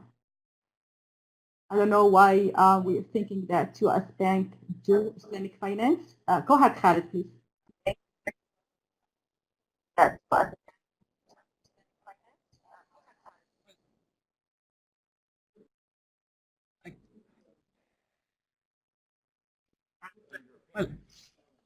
I think that, U.S. Bank is our contacting us in U.S. Bank. When you make your payment, you want to be sure that somebody credits the right amount towards your acquisition of equity, right? You're buying a certain percentage of equity, and you're also paying a certain portion of rent, and you want that to be processed, and you want this to be available for you at online at a fingertip. So U.S. Bank does that for us as a service. They are a sub-servicer. So what that really means is that they're hired by us, they're paid by us because they specialize in what is deemed sub-servicing. It's a complex accounting process to make sure that we put your money in the right places and are accountable to you under best practices. So that is the U.S. Bank relationship between Guidance and U.S. Bank. Now, I mentioned before that our contract is so unique it creates an actual ownership relationship. This is something that U.S. Bank has a limitation on, right? They can't go around investing in real estate, and at the moment this is their mandate. They can't go in there and do musharaka. Otherwise, I'm not sure that it would benefit them to do musharaka. When you're buying a faith-based product, when you are putting your money in a faith-based product, you actually really want to make sure it's a legitimate product. Nobody, I mean, if it's not legitimate, then go to U.S. Bank. Go to Bank of America. Go to anywhere. Wells Fargo. I don't care. Because if you're not looking for an authentic product, then why should you care? If you're looking for an authentic product, you ought to be with Guidance because it's the legitimate deal. And of course, why do we insist on upholding such high standards for Guidance? Because we believe ourselves to be the vanguards. If we slip, if we compromise, if we don't hold if we're not the pallbearers in this industry, then we believe that we'll go by the wayside. Then you'll wake up one morning and Bank of America will say, we have an Islamic finance product.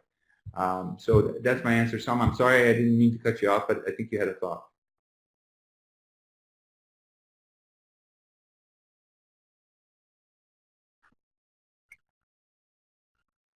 I hope that I answered that, and I'm not sure I did.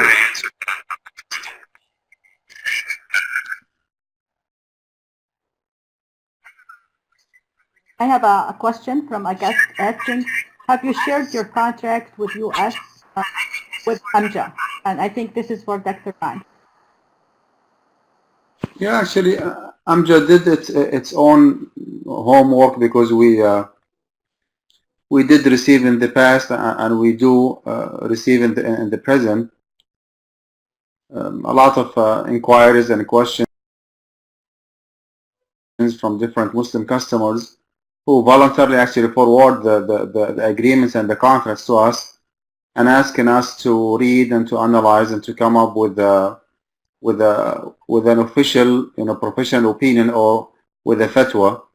So we did actually back in 2014 an annual conference for imams, the one that we do actually every single year.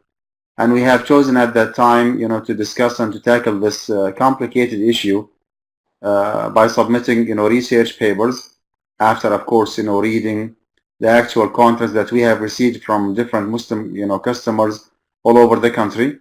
We did read those contracts. We did consult and verified a lot of points with different authorities and different Islamic mortgage companies, namely Guidance Residential, Devon Bank, University Islamic Financial, Ijara Loan, and La Riba.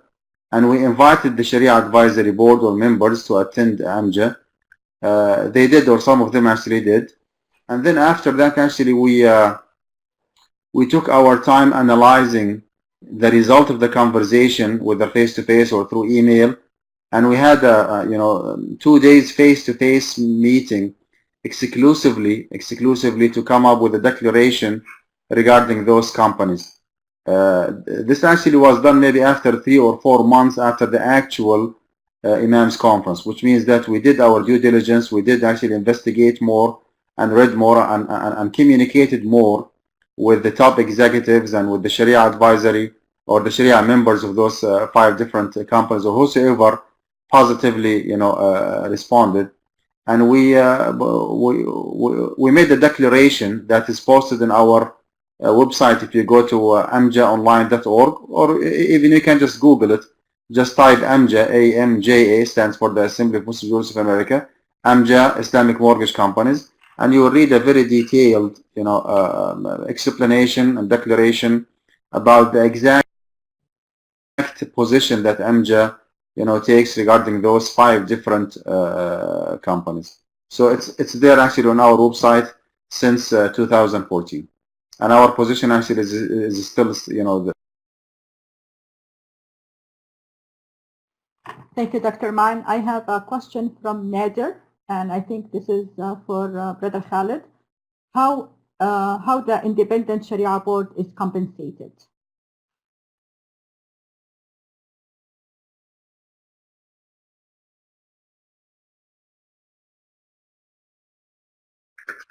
Service. The idea, I think, is that are you paying for their opinion? And believe me, brother, the 7 leading scholars are not waiting for guidance to pay them. They are in demand around the world, and these are principled individuals. They're not, I mean, we did not go and choose some scholar in, one location. I live in Great Falls, Virginia, or Reston, Virginia, or you see what I'm saying? We did not go and hand choose a handful of people and said, would you give us an opinion for a fee, which is essentially what the question is maybe alluding to. And I want to assure you that these are the top people in their field. Justice Osmani is, I think, top 500 influential Muslims in the world, right? And he's the chairman of our Sharia board. And then, of course, we have others from around the world, and they sit on many, many boards, not just guidance. I mean, guidance is a fraction of the work that they do. But just like a legal professional, right? If you go and hire an attorney, which we work with a lot. I mean, Tom described how many we had to work with, over 18 law firms. They charge you for their work. This rate for this law firm and that rate for this law firm and the other rate. Now, they perform a very valuable service that you cannot do without. And just like that, the Sharia board is also performing a very valuable service in terms of oversight and the creation of the program. I mean, the program took over 3 years to develop. It wasn't something that they just dusted off the shelf and handed it to guidance. In fact, it's exclusive to guidance. This is like a guidance program. They created this program from soup to nuts, and Tom just depicted a fraction of the complexity of this program. And that work is not free. So I don't want to leave the impression that just because they're compensated for the work, everybody should be compensated for the work. I mean, Tom wouldn't work with us if we didn't pay him. He has to eat and live, and everybody does. So the idea that somehow it's a bad thing, I want to kill that idea right now, because I have learned from scholars and from leading imams that during the Prophet's time, peace be upon him, business was conducted in front of the Kaaba. Our Prophet was a merchant, so there's nothing wrong with that, and they are compensated. I just don't know how much. But there's a lot.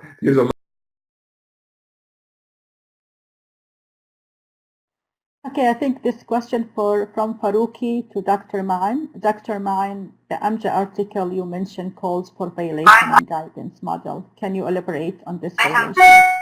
Yeah, if you can. I mean, if you read our declaration on our website, go to amjaonline.org and read. I don't want to call them violations. They are just maybe glitches in the contract. And when it comes to passing a fatwa on a certain product or certain company or certain mode of finance, it does not have to be white or black. It does not. We have 100% Sharia compliant contract. We have 90%, we have 80%, we have 60%, and on and on. I don't want to say it is subjective. It is actually based on facts and based on rules, based on fiqh. However, at the end of the day, when a group of highly specialized, scholars sit together and read, the contract and have a long conversation regarding the possibility of accommodating or overlooking some of the glitches or violations, whatever you want to call them, in the contract, and they end up that all these glitches together, even when they exist in one contract, they are not strong enough to ruin or to convert that agreement to a riba-based one. It's not riba-based one, and that's why some of the companies, have been disapproved by MJA completely. If you go back to our declaration and read, and some of them were barely approved in case of dire need, and some of them actually were approved based on the need, including guidance residential. I do believe that every single Muslim lives in the US actually is in need for buying a house, and instead of just wasting your money and renting an apartment or a house, and after a few years when you leave actually you own nothing. Why do not you do it smart and just put that same amount of money, if not even less, monthly, in order for you to build an equity and just to become a business owner. One more time, we have to be practical and realistic. Again, there is an ideal situation which is impossible actually to take place nowadays, versus a realistic and possible and reasonable solution within the given circumstances in the US.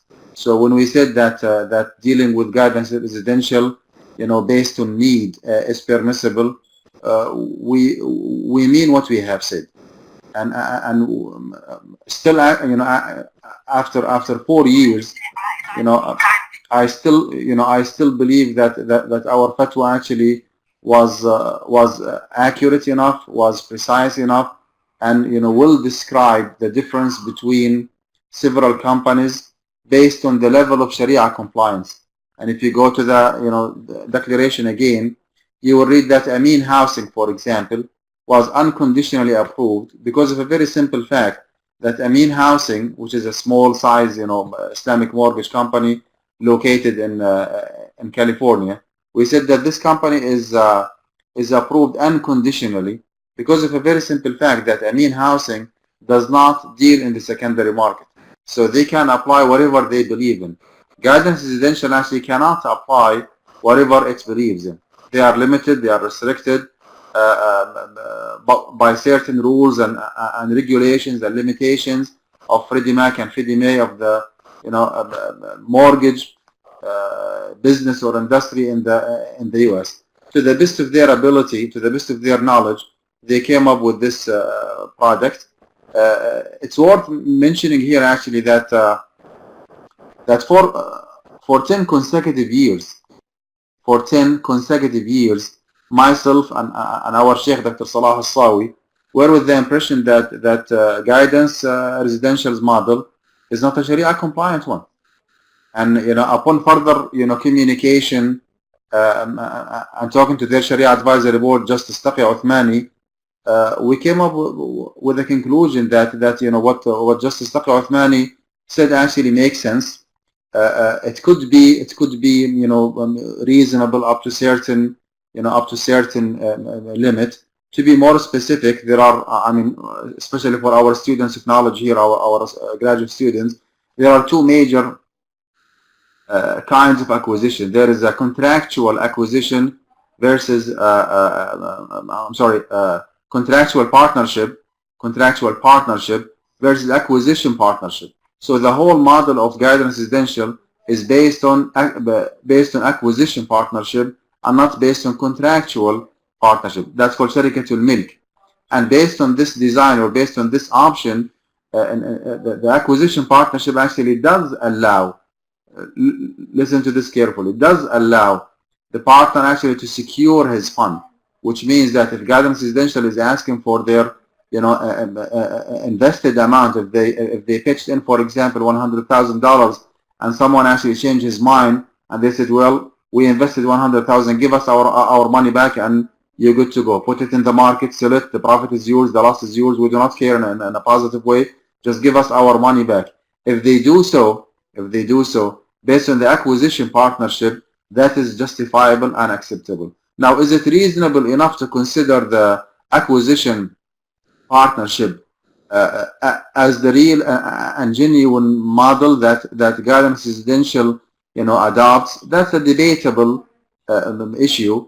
My personal opinion, it is more to be contractual partnership than to be acquisition partnership. But again, it's not a white or black. There is no a pure haram fatwa versus pure halal fatwa. It's a gray area.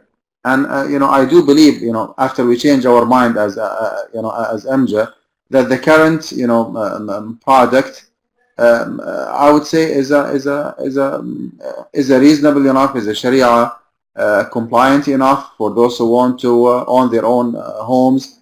I would recommend just Guidance Residential, because this is the best that could ever be done within the given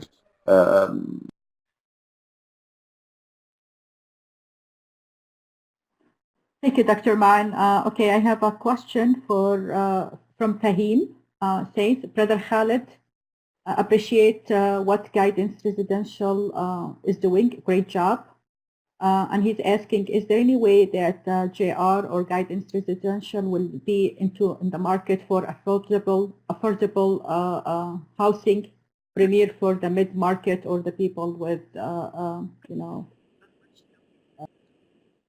So the category you're asking about is considered to be a low to moderate income category, and that's a real category. Now I do have to tell you that we are we're always getting visitors from Fannie and Freddie about how well we're doing in this area. Out of their customers, out of their entire customer base, we exceed all their metrics in this area. It largely has to do with the fact that we're serving a minority community, many of whom either for one reason or another didn't believe they can own a home, felt that they shouldn't own a home. And our groundwork and our online work and the changing demographics has changed quite a bit of that, because we've really done a good job of expanding the brand and expanding the idea that Islamic finance happens in the United States.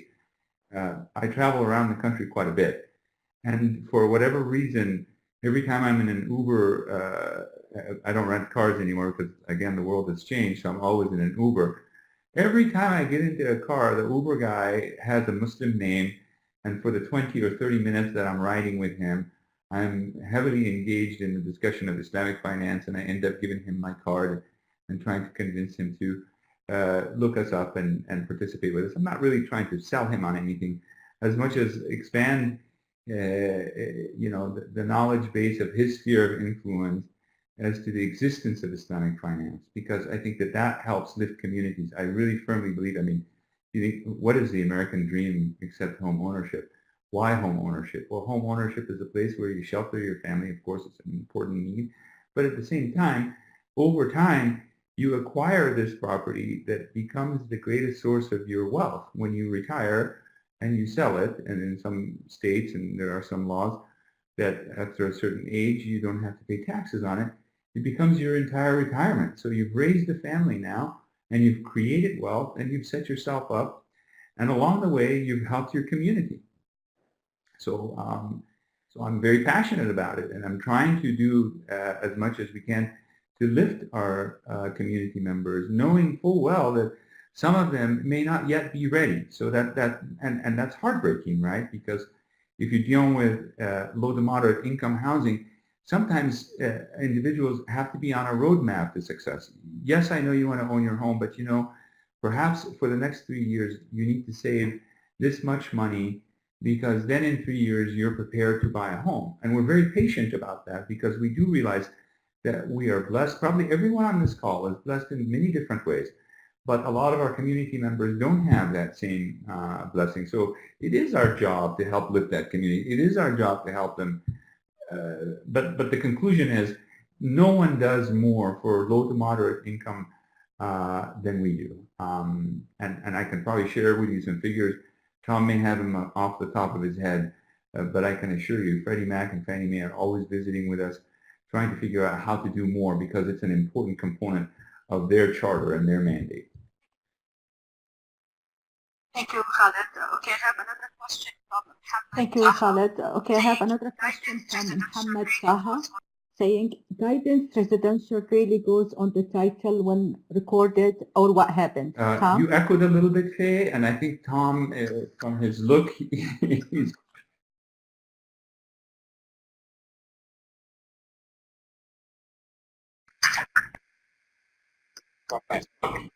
There's a little distortion there. No. Just, well, I couldn't hear you, Faye. Please repeat that. You cut or out. what happened?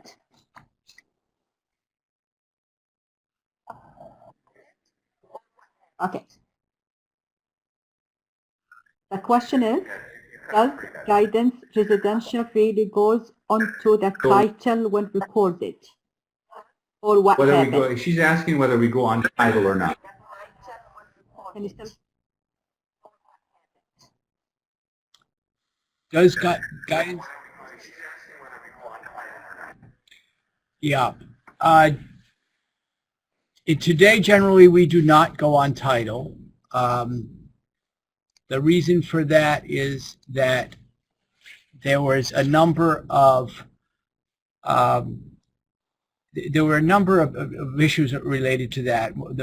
One of the first ones is that when somebody wants to pay off their obligation, when they want to buy out guidance, we can have like a premature tax that happens. I say that in some places we do go on title. Let's put it. Let me just back up and say there is in Texas we go on title.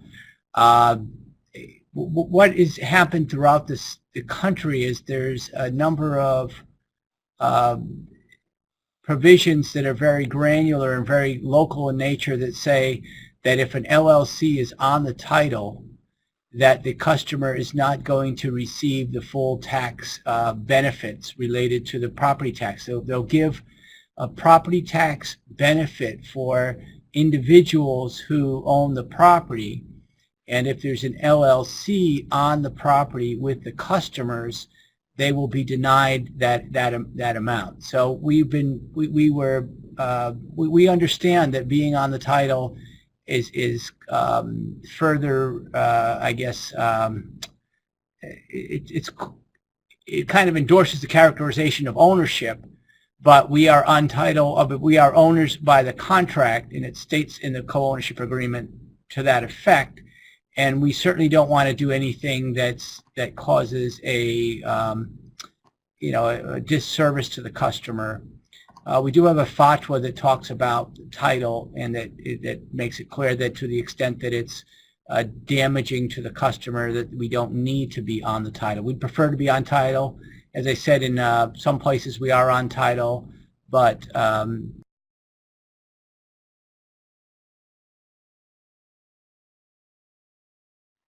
Thank you, Tom. Okay, I have a question from Becker saying, does JR get involved in multiple family properties or commercial? Khaled?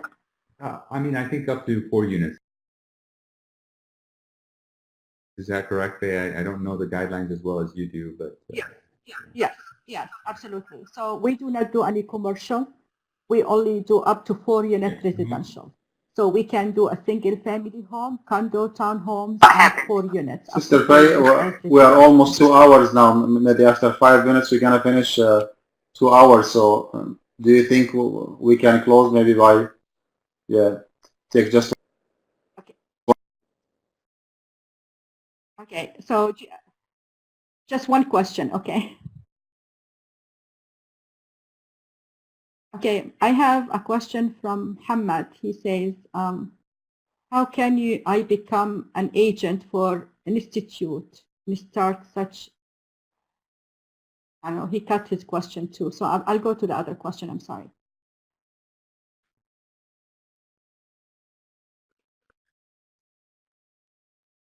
Okay, so Tom, he's saying, if you are not in the title, who goes in the title? If we are not in the title as a co-owner, who is in the title?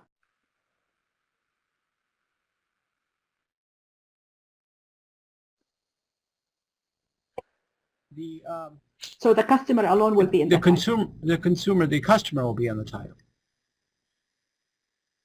So the customer alone will be in the title. Yes, because the customer has to get the state is looking at it for the property tax benefits, and most, they say that it has to be a natural individual to. Let me try and jump to the heart.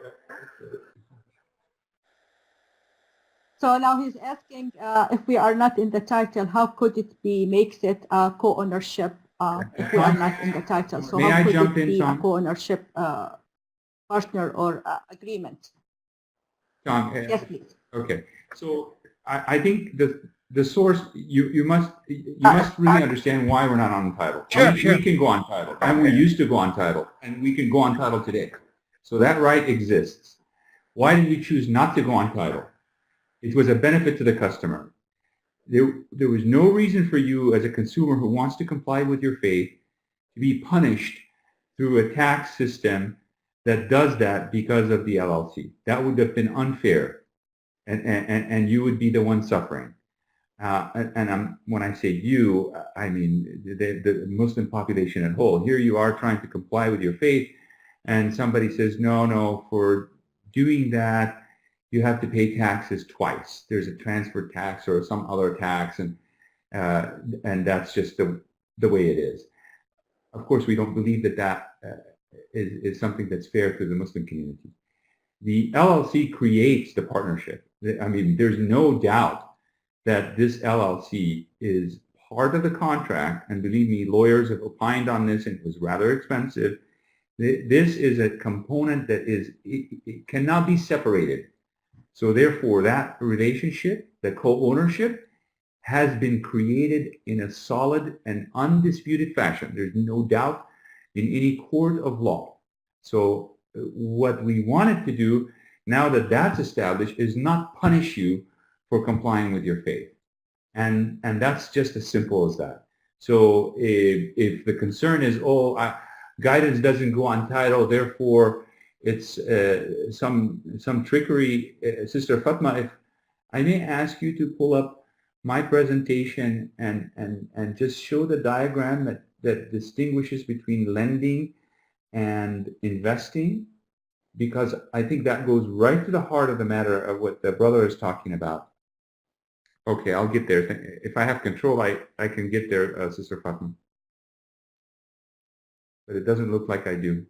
Oh, wait, I can go there the long way around. Oh, there we go. Okay. There we go. So lending and investing. Lending is a framework that is used by the banks. As I said before, you can only trade in lending and debt. The debt instrument is on the left. The equity, which is what we do, is on the right. Lending creates a win-lose framework. It doesn't matter whether you succeed or fail, you owe me the money. Okay, number one. It creates a debt that I can then trade into the secondary market, right? Which is akin to trading in slavery. Risk is transferred. I don't have to own this risk now that I've created this debt instrument. I sell part of that risk, or I insure myself against the risk. I go to Tom and say, Tom, how about I give you $100 a month and you take on the risk? I'm not quite sure if Sister Faye can pay back. If she does, great. If she doesn't, you pay me. So I've transferred all the risk. I'm golden. I've now really become an excellent banker. I've made money. I created a win-lose framework. I created a debt that I sold and made money, and I transferred the risk. Okay? And then whether you profit or lose, I make money. That's that framework. Investing is the exact opposite of that, right? You and I are in it together. It's an asset that's a real asset. I have created that LLC that creates that partnership, and I have not transferred the risk. I have a risk component to it. All of the things that are on the left that banks do, I don't do. And that includes the LLC. So I wouldn't worry about whether we're going on title or not. By the way, if you are a customer and you want me to go on title, please give me a call. I promise you, I'll go on title and you won't benefit from that. But if it pleases you, I'm happy to do it.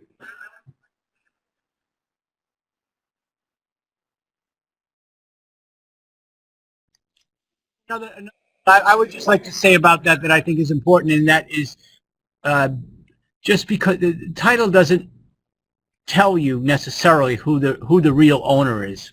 There's lots of examples of like trusts going on title where the real owner is the beneficial owner, the true owner is not the party on title. I mean, you even see some people going into these living trusts where they'll put their assets into a trust. The trust will be a separate, will be an entity that will be on title, but the real owner will be the person behind the trust. So the title itself, while it would be, this is another one of those things, like Dr. Mann said, that while ideal might be one thing, if it's a real life consideration, dollars and cents for the customer's benefit, that they are the only one on the title, and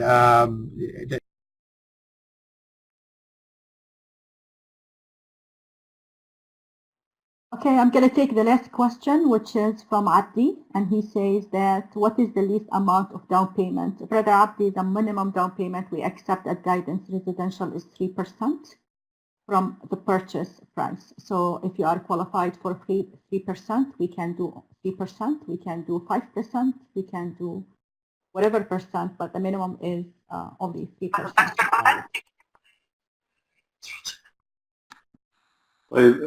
Jazakum Allah khairan all. I think this was a very, very informative and very interactive and very transparent actually presentation. I would give the microphone to Brother Khalid to give some final words on behalf of Guidance Residential before we close. Brother Khalid.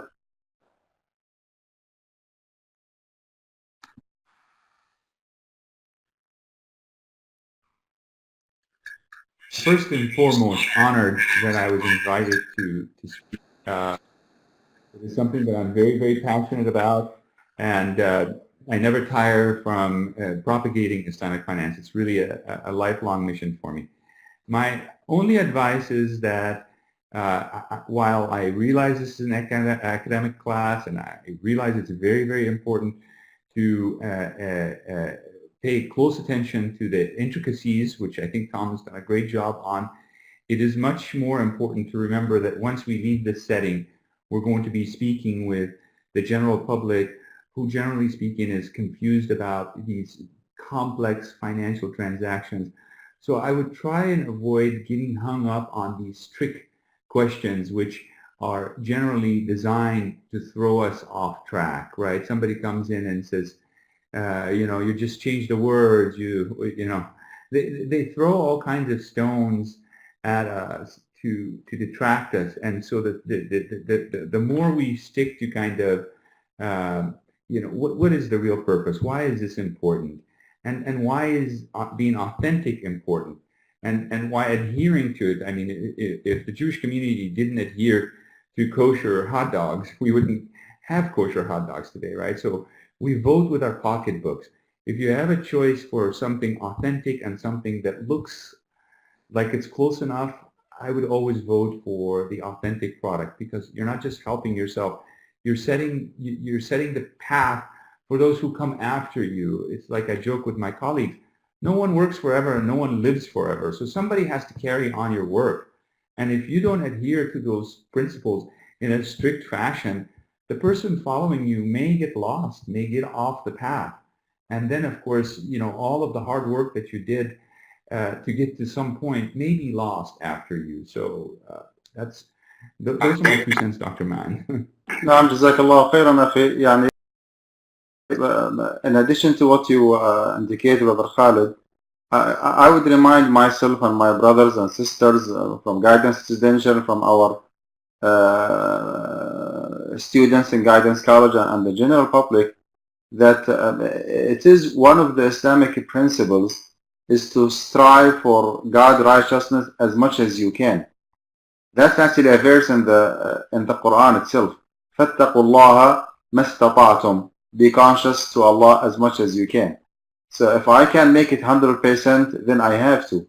But if the best that I can afford is only 90%, then I have to make it 90% and not 85%. It's a matter of being realistic and being practical. If I may ask a simple question, if I have XYZ Islamic finance company that I'm positive it is 80% Sharia compliant, and the other option is Bank of America that is 0% Sharia compliant, and I need to buy a house. Which one I would go with? Well, it goes without saying that I would go with the 80%, 90% Sharia compliant company, and I would drop, the 0% one. This is just an example of how to apply the concept of فَاتَّقُوا اللَّهَ مَا اسْتَطَعْتُمْ. Be conscious to Allah as much as you can. Even in the hadith, in the narration of the Prophet ﷺ, where he said, إِذَا أَمَرْتُكُمْ بِأَمْرٍ فَأْتُوا مِنْهُ مَا اسْتَطَعْتُمْ. When I command you to do something, do it as much as you can.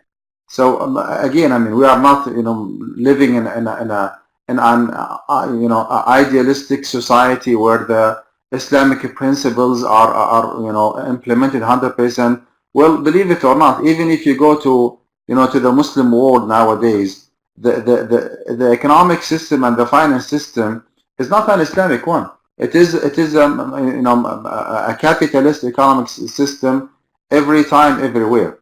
And I always say that there is a severe incompatibility between the traditional global finance system versus the Islamic one. So if we can come up with in a way or another to implement or to integrate an Islamic model that is Sharia compliant enough to respond to the need of the Muslim community, and even for those who are looking for an ethical and socially responsible investment and finance, then why not? At the end of the day, we are striving to be as conscious to Allah as much as we can. Again, thank you so much for your time, for your expertise. Brother Khalid Saeed, the CEO of Guidance Residential, Brother Tom Gaynor, the attorney of Guidance Residential, and Sister Faye, which is the regional manager of our state here in Texas and some other states around. It was again very beneficial, very transparent, very informative and interactive presentation. Thank you so much for our students of knowledge, my students actually in the Islamic finance course, and for the brothers and sisters who join us for this presentation. Jazakumullahu khairan all. Assalamu alaikum wa rahmatullahi wa barakatuh.